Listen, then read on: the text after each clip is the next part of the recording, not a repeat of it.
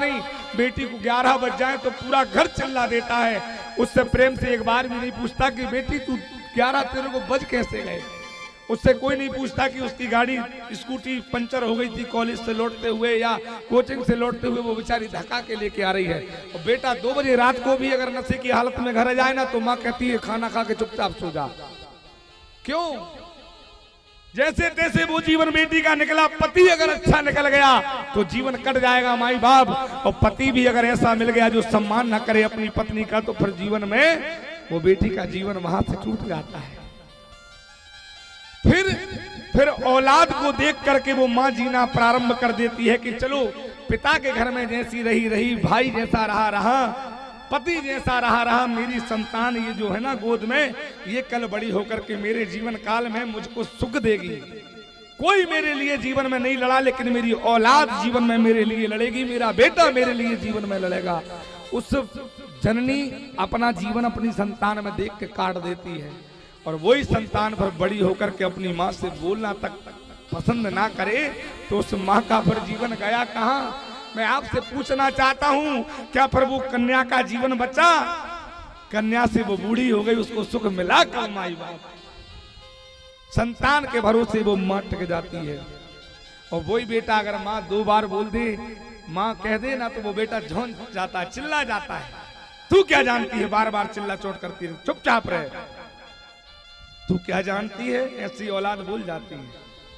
अरे जब हम 6 महीने के गोद में पड़े थे ना, हमें बोलना भी नहीं आता था। उस समय हमारी माँ हमको माथे पर काला टीका चंदन लगा करके, तलवे में काला लगा के, मेरे बेटे को किसी की नजर ना लग जाए। वो माँ जब हम बोलना भी नहीं जानते थे, हमसे घंटों बात करती थी, घंटों। मेरा लल्ला बड़ा होगा तो ये करेगा, मेरा बेटा बड़ा होकर के अपनी माँ के सारे दुख दूर कर देगा, मेरा बेटा बड़ा होकर के सुख संपत्ति में मेरे को तीर्थ यात्रा करा देगा। अरे माँ क्या होती है? जिंदी है ना तो कदर कर लो मेरे भाई बहनों। अगर माँ जीवित है तो उसकी कदर करना सीख जाओ।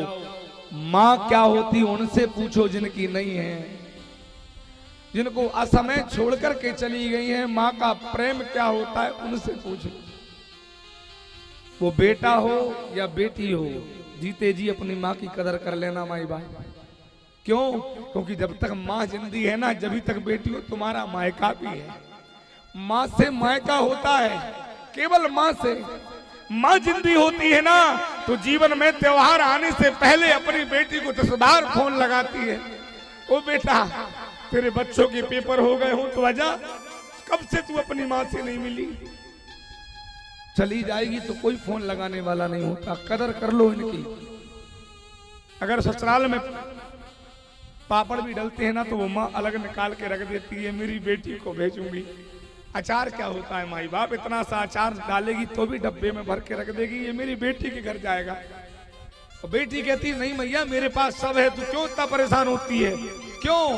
वो माँ कहती है बेटा आज तेरी माँ जिंदी है तो तू ले जा, तू खा ले बेटा। क्यों? मेरे मरने के बाद भगवान जाने तेरी हालत को कोई पूछेगा कि नहीं पूछेगा, तेरी हालत को कोई पूछने वाला होगा कि नहीं होगा। बेटी का मायका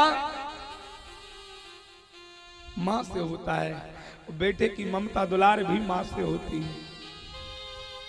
माँ अगर जिंदी है 2 बजे रात को भी हम कहीं से घर में आएंगे ना, पूरा घर सोता मिलेगा, लेकिन वो बूढ़ी माँ जागती मिलेगी। जैसे दरवाजे की आहट सुनेगी तुरंत खड़ी हो जाएगी, भैया आ गया। हम कहेंगे माँ तू इतना क्यों जग रही थी? नहीं बेटा, और देख 2 बज रहे हैं, बहू अगर ना उठे तो कोई बात नहीं, भूखा मत सोना, मैं तुझे थाली लगा के दूंगी। कई बार ऐसा होता है कि रात्रि हो जाती है ना, घर में कोई ना उठे, फिर भी वो बूढ़ी माँ उठ करके अपनी संतान को भूखा नहीं सोने देती। ये माँ का प्रेम है, ये जीवन में कभी लौट के नहीं आएगा। एक बार जाने के बाद में फिर ये प्रेम लौट के आने वाला नहीं है। जीवन काल में आएगा नहीं आएगा। प्यारे, केवल इनकी यादें हमारे हाथ में रह जाएंगी। ये जीवित है तो कदर कर लो, इनकी फोटोएं हमारे हाथ में रह जाएंगी। जीवित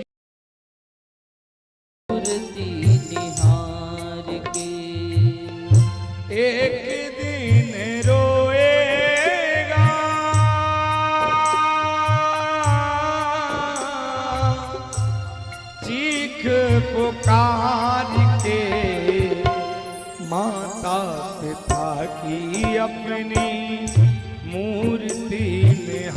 निहार के, माता पिता की अपनी मूर्ति निहार के। केवल फिर हाथ में मूर्ति बचेगी, ना वो माँ का ममता, ना वो पिता का सहारा। प्यारे जो जीवित हैं ये जीते जी भगवान हैं। हमारे माता पिता हमारे जीते जी कन्हैया है, हमारे जीते जी राम है, जीते जी भगवान भोलेनाथ के स्वरूप में हमारे माता पिता हैं। कदर करना सीख जाओ माई बाप, कदर करना सीख जाओ। इनके साथ खुशियां बांटना सीख जाओ, इनके साथ प्रेम लुटाना सीख जाओ। जीवन में पिता बिन कौन तेरी गलती संभालेगा, माता बिन कौन तेरी रास्ता निहारेगा, पिता बिन कौन तेरी गलती सुधारेगा, माता बिन कौन तेरी रास्ता निहारेगा। सारे नाते होंगे यज्ञ में सारे नाते होंगे, दिन दो चार के। माता पिता की अपनी मूर्ति निहार के, माता पिता की अपनी मूर्ति निहार के, माता पिता की अपनी मूर्ति निहार के, माता पिता की अपनी निहार के। रिश्ता है माई बाप, ये जीते जी हमारे भगवान हैं। घर को घर बनाए तो जीवन में आनंद है। आज कंस ने अपनी बहन को सारा दहेज दे के विदा करने का प्रयास किया, और जैसे ही विदा करने का प्रयास किया ना माई बाप, वैसे ही आकाशवाणी हुई, एक कंस देव की अष्टमो गर्भा कंस चारूण मर्दनम।